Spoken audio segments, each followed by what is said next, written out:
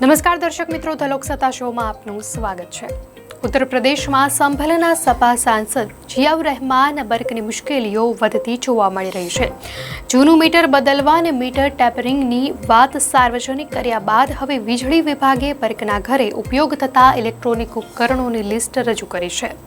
ગુરુવારે સવારે ફરી એકવાર વીજળી વિભાગની ટીમ સુરક્ષા દળ સાથે સાંસદના નિવાસસ્થાને પહોંચી હતી, જ્યાંથી ચોંકાવનારી માહિતી સામે આવી છે।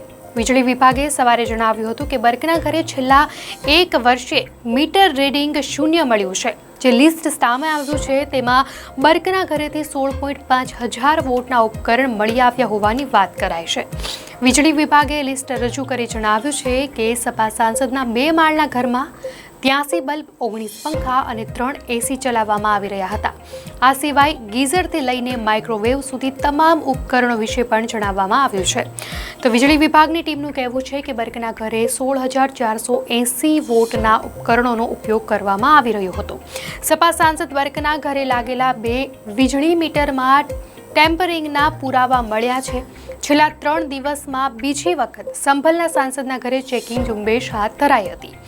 જૂના વીજ મીટરને દૂર કરીને તાજેતરમાં 2 નવા સ્માર્ટ મીટર લગાવાયા હતા। વિભાગની ટીમ આ મીટર તપાસવા અને તેમના રીડિંગ રેકોર્ડ કરવા માટે પહોંચી હતી।